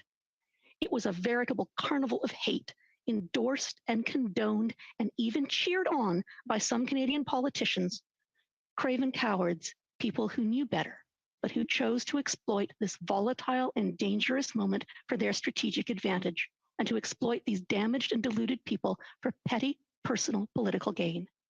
And almost as disappointing, the naivete and willful blindness of those who minimized this ugly campaign of intimidation as though it were some sort of authentic expression of working-class Canadian angst. Some of the people at Coots and Windsor and Ottawa were ordinarily decent Canadians. Many of them, it must be said, seduced and hoodwinked by those who manipulated their genuine frustrations and fears. And how many Canadians have a family member or a friend broken by these last few years? Someone who has fallen down the rabbit hole or been sucked into a cult-like vortex of misinformation and paranoid fantasy. Perhaps you too know that sick feeling of watching someone you care about suddenly start posting conspiracy theories online, wild, sometimes delusional accusations that have become completely unmoored from reality. Accusations, for example, that the COVID vaccine causes AIDS, or that the Prime Minister has been replaced with a lookalike. And this isn't a far-right phenomenon. It's happening right across the socioeconomic and political spectrum. This is a scary, lonely time, and I understand it's tempting to believe in a big, bad conspiracy, to believe that some mysterious cabal controls the world, rather than to accept the random horror of COVID, a virus that continues to kill hundreds of Canadians every month and mutate into new varieties we cannot predict. In the beginning, though, we pulled together. We helped our neighbors, felt a sense of community, solidarity, and purpose. We banged pots for our health workers instead of assaulting and threatening them. We praised our teachers instead of invading their schools in angry mobs. But I think Omicron shattered something. We believed that if we got vaccinated, we'd get our lives back.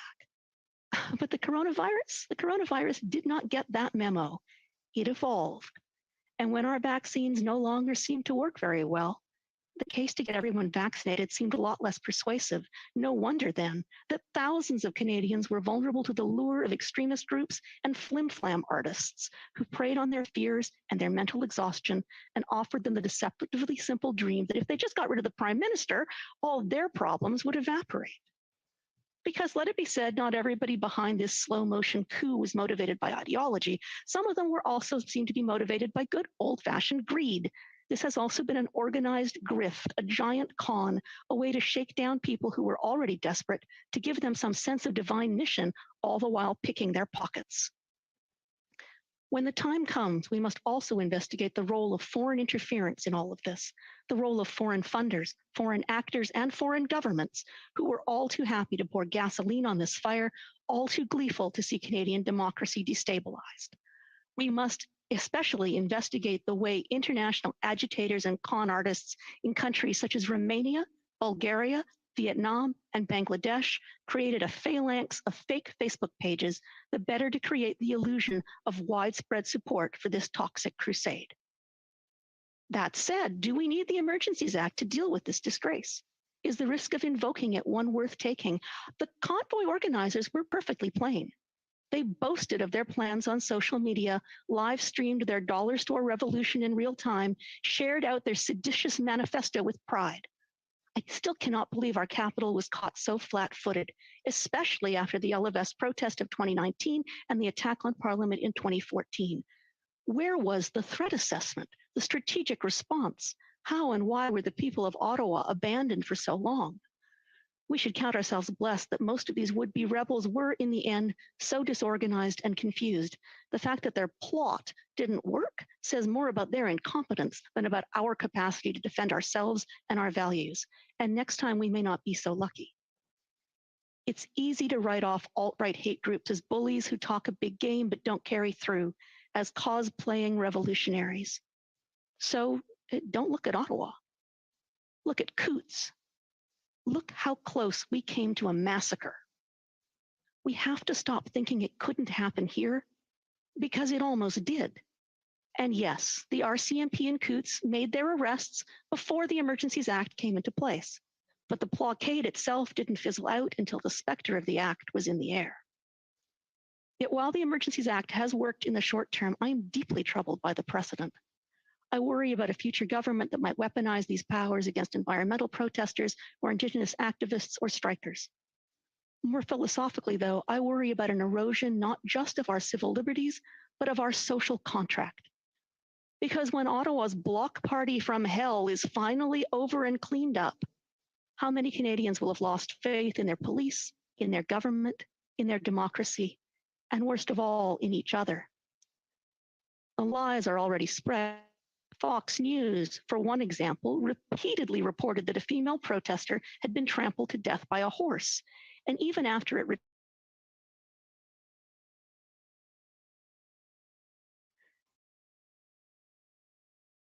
so many people have now embraced the false narrative that we have enacted martial law, robbed them of their civil liberties, frozen the bank accounts of people who bought t-shirts, upended democracy. I now fear confirmation of the act may poison our politics even further. And if we deem its confirmation is now a necessary evil, let's think hard about all the failures of public policy and political leadership that have led us to this place. My friends, I want to live again in a country where we treat doctors and nurses and teachers and journalists and scientists like the champions they are. I want to live again in a country where we don't make folk heroes out of people who throw rocks at ambulances or who go to schoolyards in the Okanagan to scream racist abuse at school children.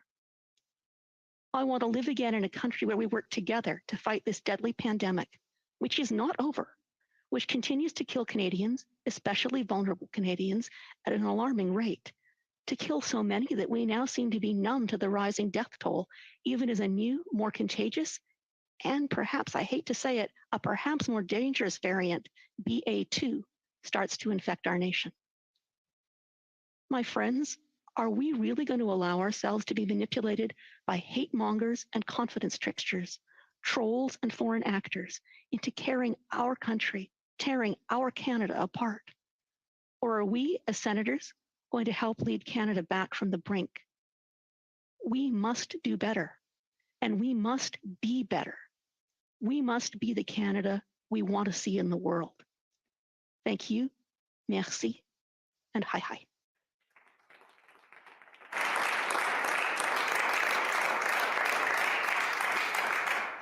Senator Boyer. Thank you, Madam Speaker. Honorable Senators, I rise today during this historic debate. And as I begin my speech, I would like to acknowledge that I'm speaking to you from the traditional and unceded territories of the Anishinaabe, Mississauga, and Algonquin nations. The people of these nations are the original stewards of the land, and it is important to show our respect for their stewardship by acknowledging them every time and every day.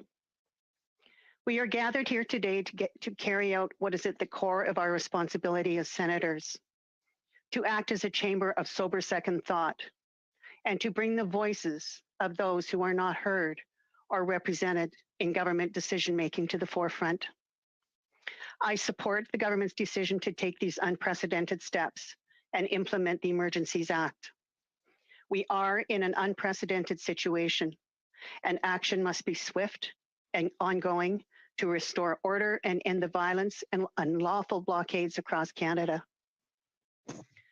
While I support this decision, I also support the great hesitation which was shown before enacting these powers. And in that light, I caution this government and future governments about potential use of this act in the years to come, invoking powers that were held to be a last resort by the government, and it must always be that way. Freedom of speech and freedom of assembly are critical rights. They must always be upheld and defended in this country. But what we have seen over the last weeks is not this, and these actions must come to a complete stop. Honorable Senators, I would be remiss if I did not take this opportunity to acknowledge and shine a light on what is an undisputed fact in this country and across the world. The fact that Indigenous, Black, other people of color, and 2 SLGBTQ+ peoples are disproportionately targeted by law. They are also significantly more likely to have negative interactions with law enforcement, likely involving violence, and in the most tragic circumstances, death. And these are cold, hard truths. It is critical that at any time we have discussions around law enforcement matters, we must take the time to bring these perspectives into the conversation. There must be strong oversight to ensure a clear and concise anti-biased approach is considered and implemented during the use of these powers.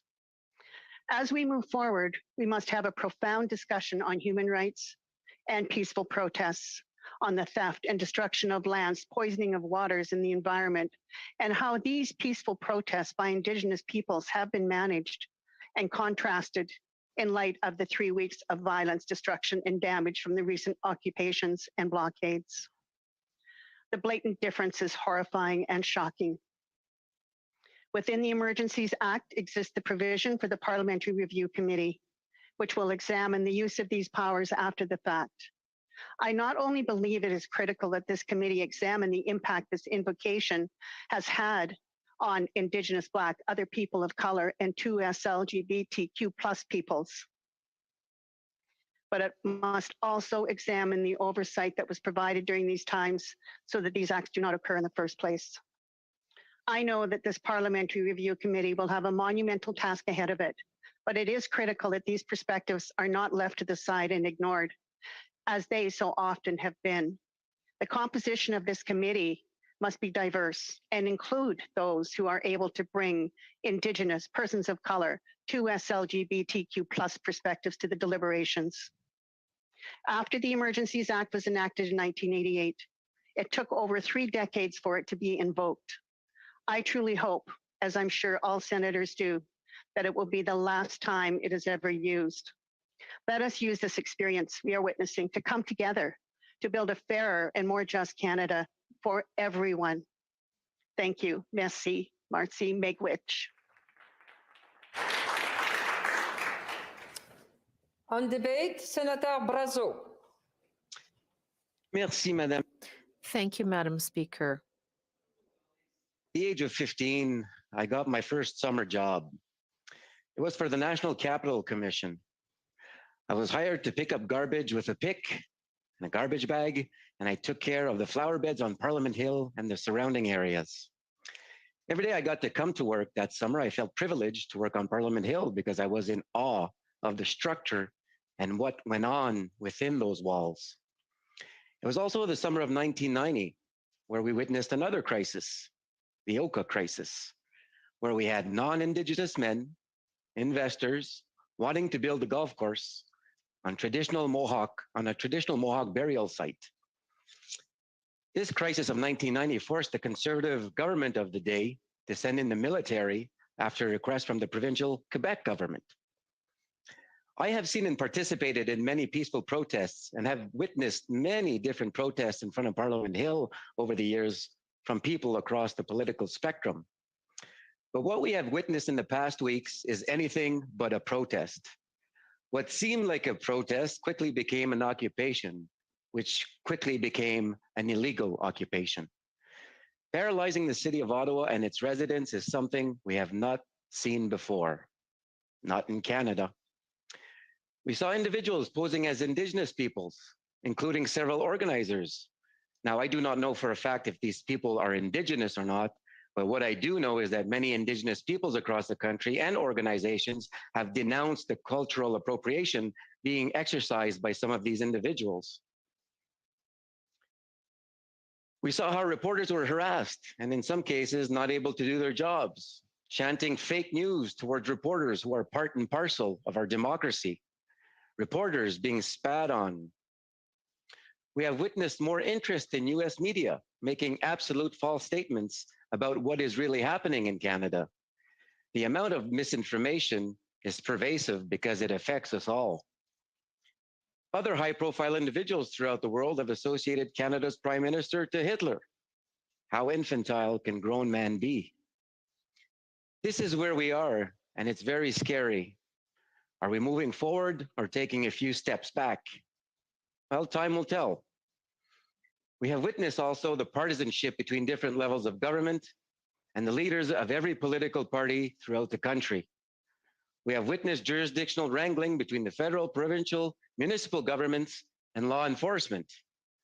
Now, as an Indigenous person, and I'm certain most Canadians have witnessed the complete and differential treatment of lawful, peaceful Indigenous protests versus what we have seen this past month in Ottawa and other parts of the country. Now, what message does this send? How do you think 1.5 million Indigenous people feel in this country after watching this unfold? After watching our CMP officers shake hands and hug with the non-Indigenous protesters? I have never seen that happen to any Indigenous person in Canada, and it's shameful. Individuals with racist behaviors, people spitting on reporters, anarchists, truckers, and people who just simply participated with the thought that they were taking part of history. I never thought I would see white nationalists and supremacists anywhere in the streets of Canada. I thought these were American problems. The United States has their share of problems and seem to want to permeate our country with their problems. I don't know about you, colleagues, but I have never seen so much US traffic and correspondence, emails, phone messages, and in fact, I've received more US-related correspondence in 1 week than I have in the last 13 years here. And I find that concerning. Finally, we have witnessed politicians support this occupation. Support the truckers is what was said. Well, we all know that there were more than truckers, more than just vaccine mandates, more than unhappy people with the current government that was at play. It was an attempt to overthrow the government, and it should not matter what government is in power. When there is an attempt to overthrow the government, we should join together and put democracy in action. No liberal, no conservative, NDP or Green, or no independent should ever wish for this to occur in their country, regardless of who is in power. Because Canadians choose our leaders by way of elections. And we just had one 4 months ago. Canadians spoke. Unfortunately, the Emergencies Act has been invoked for the first time. The House of Commons and the Senate of Canada are asked to vote on whether the invocation of the act was justified. It is difficult to know with certainty if this was necessary at this point. Fact is, no one knows with certainty exactly what happened because we do not have the facts before us. If there was foreign interference, financial or otherwise, what were the purposes of the occupation? If there was involvement by political parties, if the Ottawa police was perhaps compromised. After all, the Ottawa police chief had to step down as a consequence of the illegal occupation in Ottawa. We are not aware of the potential jurisdictional issues that may have hampered quicker action. With all these unanswered questions, one thing is certain, however. Under the Act, there will be answers to the many questions Canadians have with respect to why this occupation occurred and why it lasted so long. Until then, perhaps we should all stop trying to be experts and delving into the hypotheticals of why and how this occurred. I have faith in my country, and I have faith that we will all get the answers. And ultimately, as it always is the case, it will be Canadians who will learn the facts and decide for themselves if this invocation of the Act was necessary for our collective security, or if it was done so as a partisan abuse of power.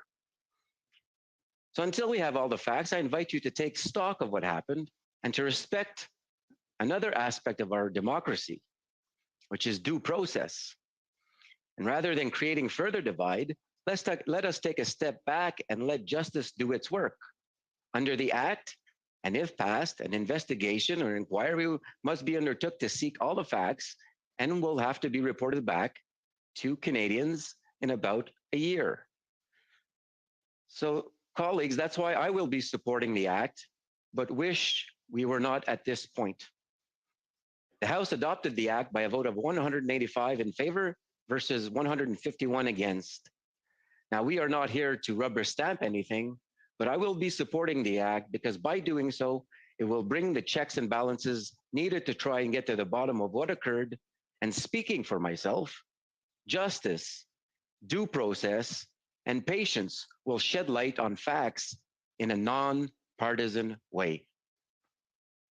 Partisanship is partisanship, but continuing to play partisan games at this time is not helpful for anyone. Let's come together as Canadians to support and defend our democracy. Even with all its failures and inaction by the federal government, and in particular, its treatment of Indigenous peoples throughout history, Canada is still the best country in the world. Respect is clearly lacking in today's politics. Perhaps social media is partly to blame, but politics is becoming very divisive and full of smears. As parliamentarians, it is our job right now to put that partisanship aside and fight against any type of hate. Canadians have every right to see us working cooperatively to get facts, not hearsay. This is not time to take cheap shots or settle political scores. This is the time for this chamber to rise above petty political tricks and consider only the needs of Canadians without regard to political stripe. And so, Madam Speaker, I want to remind Canadians of who we are and of our collective values and convictions. We are a peaceful, strong, generous people. We work through our problems together in good faith and will. Life can be short, colleagues. We have one life to live. Perhaps our time would be more useful trying to get along rather than creating divide. Those who have fueled, supported, participated, or used this as a political tool will not be on the right side of history. Choices in life come with consequences, and freedom always comes with a price.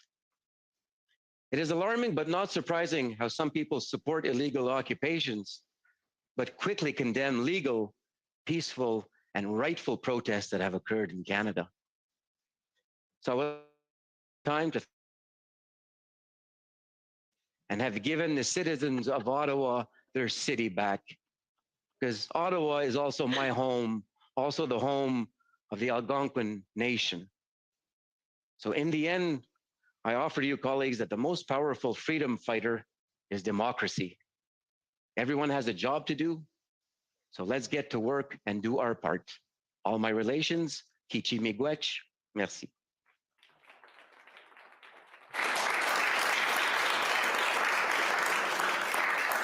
Resuming debate. Senator Arnold, we have 3 minutes left. If you want to start your speech, All right. you can continue tomorrow morning. All right. Well, thank you very much. I speak to you today from Saskatoon in the heart of Treaty 6 territory and the traditional homeland of the Métis. I speak in favor of the motion. Today, I'll speak about the rule of law, Canada's strong democratic institutions, and the role of education in maintaining and protecting our democracy. For more than 2 years, Canadians have faced a public health crisis unprecedented in living memory. Lives have been lost, families, jobs, futures have been altered, often with great personal, emotional, and financial cost. The cost of COVID-19 to individuals and to this country is staggering. It will require analysis and inquiry. The majority of Canadians have done their part. They have followed public health orders. They have understood the responsibility to keep others safe. It is important to bring some balance to this debate. And I'd like to say that approximately, as I understand it, 90% of Canadian truck drivers had followed the public health orders and have understood their responsibility to keep others safe. They stood with the majority of Canadians. Indeed, truck transport is a major component of the Canadian economy. There are approximately 225,000 truck drivers in Canada who generate $40 billion in revenue. They provide tremendous service to the people of Canada. Trucking works best when the flow of goods is predictable and consistent, and due to COVID-19, that has not been the way in the last 2 years. The industry has been stretched by supply chain inconsistencies, illness, and burnout. I say this to make sure that truck drivers and the trucking industry in general is recognized for the critical role they're playing in our country's economy. In the last 3 weeks, however, Canada has faced another extraordinary threat. In this case, a most serious challenge to the rule of law. The rule of law binds us all. It supports our rights, our freedoms, and critically, the rule of law applies to everyone, equally enforced and independently adjudicated. No person is above the law. Canadians have the right to protest, that is true. Senator Arna, I'm very sorry, I have to interrupt you. Honorable Senators, it being 9 p.m. pursuant to order, I declare the Senate adjourned to Wednesday, February 23rd, 2022 at 9 a.m. The Senate so decreed.